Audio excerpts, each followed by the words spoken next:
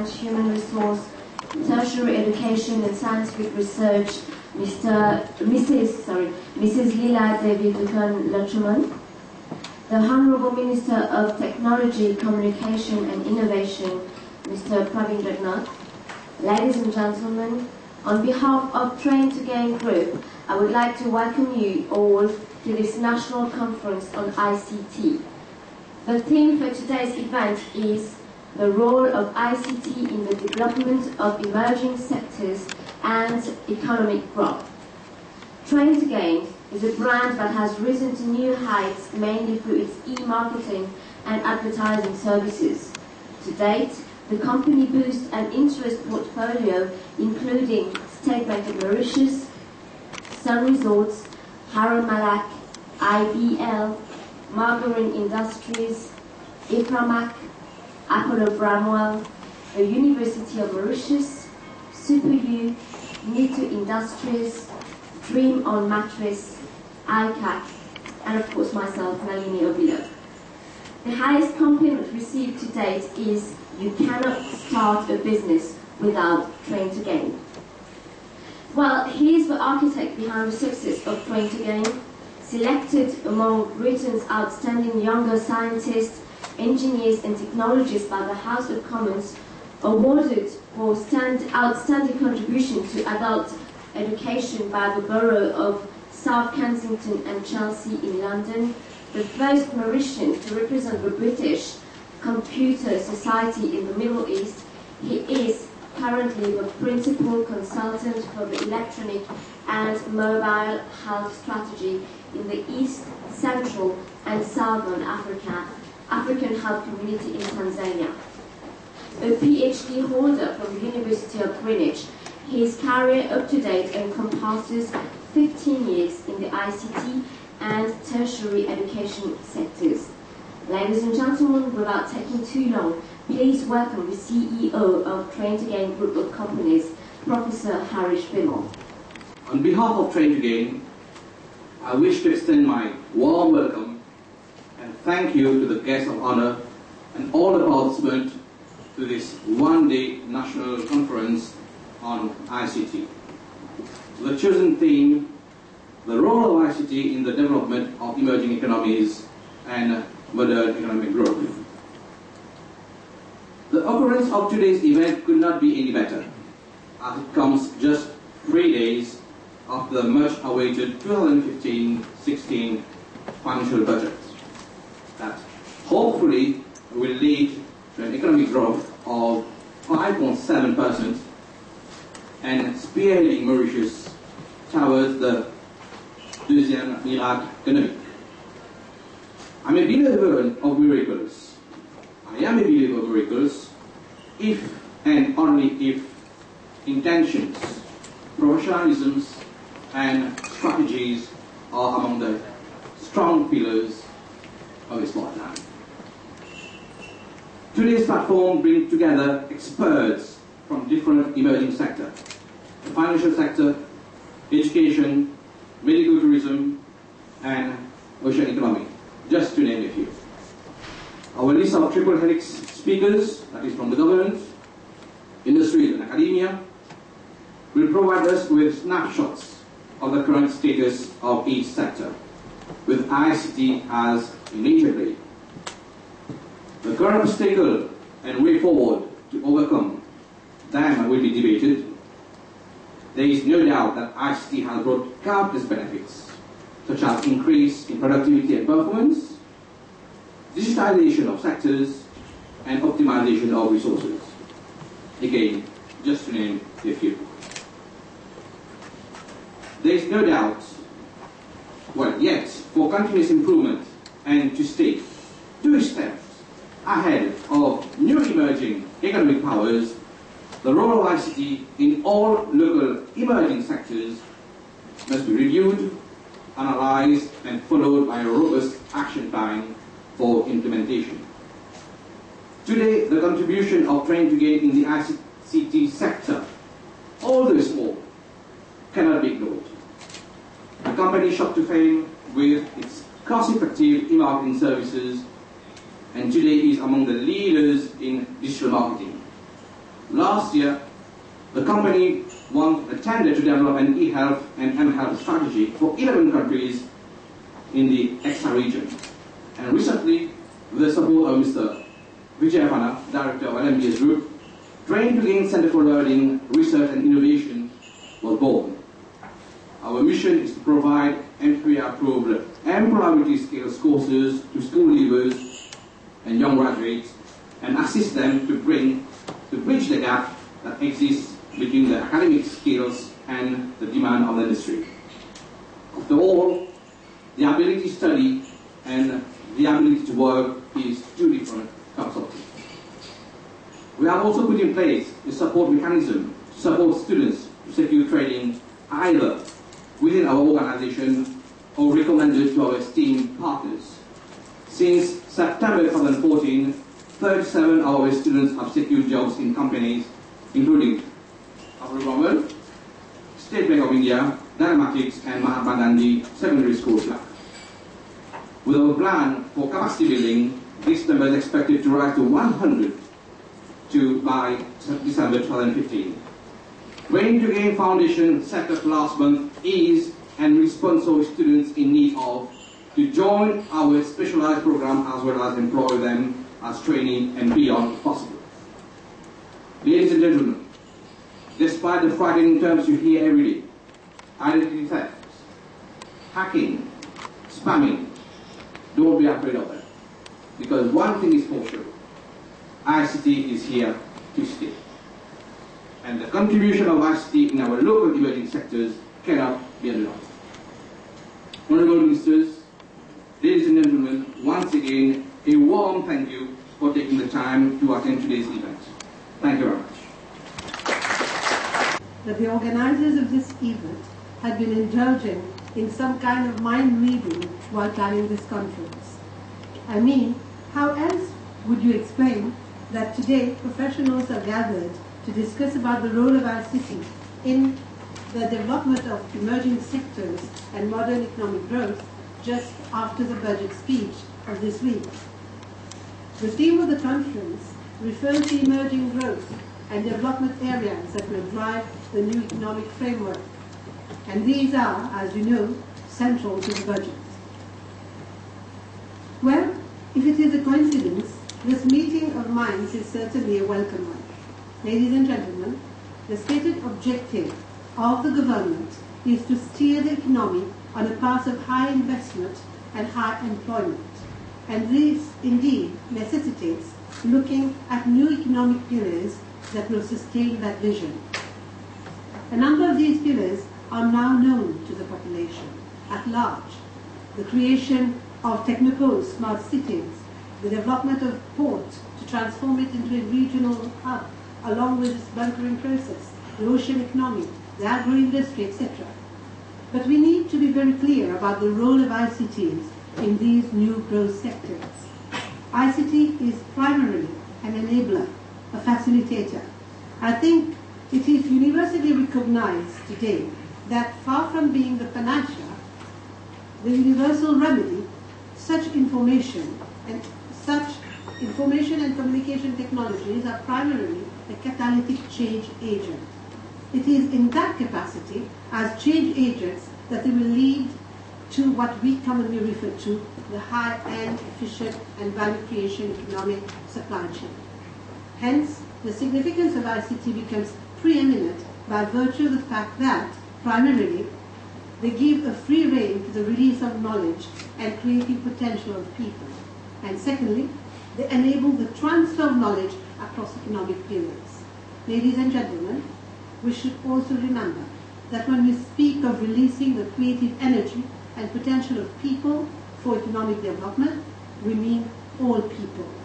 Emphasis must be laid on the development of potential of all, providing equal opportunities to all.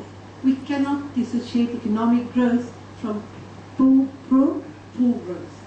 Indeed, no society can envisage a nationally profitable economic development and growth if a substantial proportion of its population happens to be excluded, for one reason or the other, from the enjoyment of all these benefits. Modern economic growth and the delivery of pro-poor growth and services are in effect mutually reinforcing and mutually supporting brothers in arms. Just one example will suffice. And you will appreciate that I will take it from the world of education. We witness now in Africa and Asia today, mobile and online technology both have enabled the extension of educational opportunities to the remotest part of some countries. Without the supportive technology, these areas and their denizens would have been the push-outs of the development process. The lesson learned is clear. We can even be syllogistic about it. Without education, there is no empowerment. And without empowerment, there can be no growth and development. Distinguished guests, ladies and gentlemen, as Minister responsible for the portfolio of education and human resource, I fully realize the onus on my ministry to facilitate the emergence of a knowledge economy and promoting a learning economy through enabling a learning to learn paradigm. This in itself is challenging. Education in this 21st century has to support the development of a huge array of high-order cognitive and socio-emotional skills, such as problem-solving, flexibility, agility, resourcefulness, collaboration and teamwork, as well as entrepreneurship. The enhancement of human capital is and will always remain pivotal to the principle of economic growth. Obviously, you will agree that these demands a new approach to the learning process and certainly a new pedagogical orientation that is more ICT mediated. Obviously so, we have to start the process of embedding technology into the system from an early age, such that, for reasons that are basically equity related, no one remains digitally excluded. Obviously, ladies and gentlemen, for this we need to focus on the type of training that we provide to our youth. Let me conclude by saying that I truly believe ICT has indeed a strong role in the development of all emerging sectors, its use being now ubiquitous in all sectors of the economy. I'm also deeply appreciative of the efforts of private partners in training and consultancy sector, such as Train to Gain, that help us in harnessing the power of technology to meet the challenges of the 21st century. Such networking events that bring partners in the public and private sectors together are crucial in an already networked world. I wish very fruitful deliberations, and I thank you for your kind attention. It's an honor for me to address you this morning at the opening ceremony of the National Conference on the topical theme of the role of ICT in the development of emerging sectors and modern economic growth. Allow me to thank Professor Harish Bimal and his team of Train to Gain for inviting me at today's event, and I would like to seize this opportunity to congratulate him for his excellent initiative. I would like to reiterate the commitment of my ministry to support such activities, which I'm sure positively contribute to the advancement of the ICT, of the technology, communication, and innovation sector. And I therefore look forward to work with all stakeholders, private and public, for the development and prosperity of this key sector of our economic landscape. Ladies and gentlemen, today's theme of the conference comes at an opportune moment, which in fact coincides with the presentation of the 2015-16 budget. Measures announced in the budget aim to reverse the tide of sluggish economic growth witnessed during the past years. They will also create the necessary conducive environment for expanding and accelerating job creation for our youth in traditional as well as emerging sectors of our economy, including the ICT sector. I would like to recall that ICT indicators such as growth rate has sharply declined from 22.7% in 2004 to reach around 7% only in 2013. So to overcome this dull legacy left by the previous government, my ministry is coming forward with a strategy that we have coined the making of a smart Mauritius, which has an ambition to firstly improve the quality of life of our citizens through the use of innovative technologies. Secondly, to bring back a double-digit growth in the ICT sector. And finally, to make of our country a trusted and reputable regional and global ICT hub. Ladies and gentlemen, allow me to share briefly with you the 5 main building blocks of the strategy of making of a smart Mauritius, which has recently been devised by my ministry. The first building block is the setting up, with the assistance of the Government of India, a second cyber city. The creation of the new cyber city will host businesses offering high value-added ICT BPO services, thus I'm sure creating boundless job opportunities to the youth. And it is therefore expected by the year 2020 that some 20,000 new jobs will be created in the sector. The second building block, the making of a smart Mauritius, is the complete revamping of the obsolete telecommunications infrastructure with a view to provide ultra-high bandwidth internet capacity at affordable cost to businesses and citizens. This transformation of our telecommunication infrastructure, based on state-of-the-art fiber optic technology, will create a new set of opportunities to small and medium enterprises. And I hope enterprises such as Train to Gain will enable them to unleash their innovative potential that they have. With a view to ensuring that individuals, enterprises, academia, and other stakeholders have the means to come up with innovative ideas, concepts, and products, the third building block of the making of a smart Mauritius is the setting up for the first time ever of a national innovation program. And to this end, a sum of 125 million rupees has been allocated in the budget. The making of a smart Mauritius also places great emphasis on training, capacity building, reskilling, being given that there is dire scarcity of human resources for the sustained development of the ICT sector. And in this context, my ministry has earmarked a budget of 50 million rupees for a training program specifically for the ICT field and targeting the unemployed youth. I trust that training institutions like Train to Gain will work together with my ministry in order to make this training program a successful and meaningful for our youth. Lastly, the making of a smart Mauritius has an ambition, the positioning of Mauritius in order to tap the best that we have and the vast opportunities that the African continent has to offer in the area of technology and communication.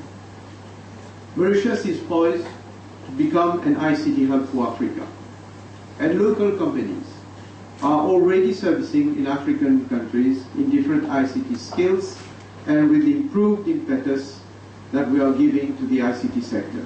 And we also want to capture opportunities offered by the African continent. Ladies and gentlemen, before ending, I would like to once more congratulate the organizers for this very laudable initiative of organizing today's conference on the role of ICT in the development of emerging sectors and modern economic growth.